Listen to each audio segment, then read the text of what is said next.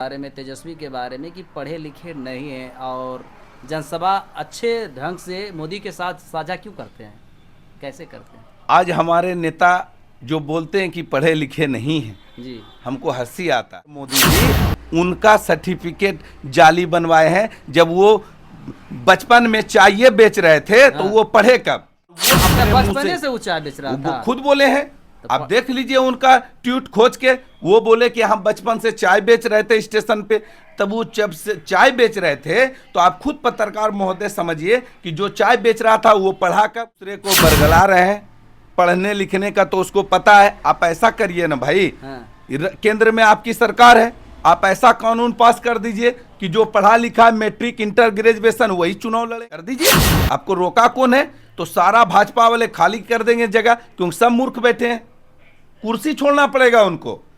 बात वो नहीं है। आज हमारे बाबा साहब भीमराव अंबेडकर जी जो संविधान लिखे थे, क्योंकि जानते थे कि अति पिछड़ा, दलित, गरीब ये पढ़ नहीं पाएगा, इसीलिए वो संविधान में लिख के गए कि मंत्री बनने के लिए, विधायक बनने के लिए, चुनाव लड़ने के लिए एजुकेशन का जरूरत नहीं। जरूरी नहीं। आप अपने समाज को लेके चलने के योग्य हैं तो आप चुनाव लड़ सकते हैं, समाज का आवाज उठा सकते हैं तो आप चुनाव लड़ सकते हैं। इसीलिए के पीछे सवाल उठ जाता है, क्या मुस्लिम भाई देश के लिए लड़े या नहीं लड़े? आज आप बोलते हैं, जो बोलता है अगर देश को आज भी खून की जरूरत पड़ेगा तो सबसे पहले मोहम्मद नसीम इस देश के लिए लड़ने का काम करेगा। मगर आज जो बोलता आरएसएस वाला, जिस समय देश आजाद कराने का समय था तो ये लोग गोष्ठ का पुजारी, गोष्ठ के पीछे गया। मगर हम लोग संविधान को मानने वाले हैं और हम लोग गांधीवादी हैं। हम लोग गांधीवादी हैं। आप जानते हैं कि आरएसएस के झंडा तिरंगा नहीं फहरता था उनके मोहन भागवत जी के वहां, और जो कि इस देश को सबसे बड़ा अगर मिसाइल देने का काम किया वो आज इस देश को, हमारे हिंदुस्तान को मिसाइल मैन के नाम से जाना जाता है। अब्दुल कलाम जी, जिसका फोटो भी देखिए मेरे घर में लगा हुआ है, हमारे भीमराव अंबेडकर जी का फोटो लगा हुआ है, हमारे घर में आपको गांधी जी का फोटो लगा हुआ मिलेगा। क्यों? क्योंकि ये लग दो देश का वीर था। एक इस तरह से मुस्लिम जब हमारे देश अंग्रेज के साथ जो लड़कर इस देश को आजाद कराया, फिर इसका डिबेट क्यों करते हैं?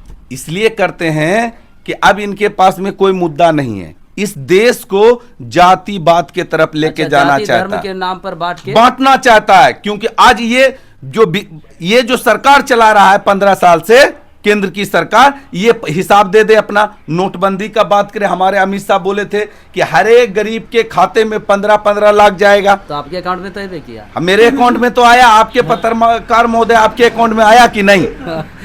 जो इस देश का गृह मंत्री होता है, जब वो झूठ बोलने का काम करता है, जब पूछा जाता है आप ही मीडिया के माध्यम से, तो बोलता है ये तो जुमला है, गैस तो फ्री कर दिया, और बोला था कि गैस तो फ्री कर देंगे। आज देखिए 1100 रुपया गैस हो गया, फिर से गैस का दाम बढ़ गया। पेट्रोल का दाम घटा दिए, देखने रहे हैं। अभी 110 रुपया पेट्रोल का दाम है। बोला था बहुत हुआ महंगाई की मार, इस बार बोलिए मोदी सरकार महंगाई का मार। आप देखिए ये जो अभी मान लीजिए हर जगह घोषणा कर रहे हैं, इसके पहले चुनाव जब नजदीक आया हर जगह उद्घाटन हो रहा है, क्या ये सफल हो पाएगा कि चुनाव से पहले ये सब काम हो जाएगा? आप एक बात सुन लीजिए, बिहार मांगे बदलाव। बिहार इस बार बदलाव मांग रहा है। आप ऐसे समझिए, आपके पास मोटरसाइकिल होगा, कार होगा, 15 साल के बाद में रोड पे सरकार उसको चलने नहीं देता, क्योंकि उसका डेट हो गया भाई एक्सपायरी। और हमारे बिहार के मुख्यमंत्री नीतीश कुमार जी, 20 साल हो गया, इसका डेट एक्सपायरी कब होगा? ये तो एक्सपायरी डेट है, एक्सपायरी डेट है। अब ये चलने वाला नहीं है। अब हम लोग का, बिहार का सब लोग चाहता है कि 15 साल से पुरानी खटारी गाड़ी हो गई, अब इससे देश नहीं चलेगा, बिहार नहीं चलेगा। इसलिए अब बिहार का लोग बदलाव के मूड में। नीतीश कुमार का उम्र का असर पे दिखने लगा। अब देख रहे हैं, कभी हमारे नेता जो है बिहार के मुख्यमंत्री पैर छू लेते हैं, कभी कभी ताली बजाने लगते हैं, तो कभी कुछ करने लगते हैं। क्या कहेंगे जो विपक्ष के लोग कर रहे थे, अपमान किए? अब देखवे न किए, राष्ट्रगान में क्या किए, ताली बजाने लगे। अब हमारे नेता से बिहार नहीं चल रहा है, बिहार के नीतीश कुमार जी। यही हम लोग आपसे आग्रह कर रहे हैं, युवा, बिहार का आपका सब युवा आग्रह कर रहा है कि अब तो कुर्सी छोड़िए हुजूर। 20 साल तक बैठ चुके हैं कुर्सी पे और बिहार को कहां से कहां पहुंचा बिहार को दिए। बदलाव को, व्यवस्था को कौन बदल सकता है? बिहार को एक ही शख्स बदल सकता है, वो है युवा नेता बिहार का तेजस्वी प्रसाद यादव जी, और दूसरा कोई नहीं दिख क्या रहा है। ये जो दावा जैसे झारखंड में सरकार गठबंधन की बनी है तो वहाँ माँ बहन सम्मान योजना के तहत 2500 रुपया मिला, क्या बिहार में लागू होगा? एकदम 100%। जिस समय झारखंड में चुनाव हुआ है अभी कुछ ही दिन पहले, तो लोग बोलते थे कि हम लोग जो है बिहार में 200% चुनाव जीत जाएंगे। स्मार्ट मीटर के लेकर क्या कहना चाहेंगे? स्मार्ट मीटर से आप गांव गांव घूमिएगा ना, पूरा लोग परेशान है। इसीलिए तो मेरा नेता बोला गरीब आदमी परेशान मत होइए, 500 रुपया सिलेंडर हो जाएगा। एकदम 100% होगा। मेरा नेता बोलते हैं बार बार कि मेरी उम्र भले कच्ची है, मेरी जवान पक्की है। मेरे नेता का जवान पक्का है। अब वो तो ये भी कह रहे हैं कि 2026 में अगर हमारी सरकार बनी तो बिहार के लोग बाहर पलायन नहीं करेंगे। एकदम मेरा नेता जो बोलेगा वो करेगा। तो बिहार में रोजगार की सृजन एकदम सारा कंपनी हमारा नेता जो है घूम घूम के देश में विदेश से बिहार में जितनी कंपनी लगना चाहेगा वो लगाएंगे मेरे नेता।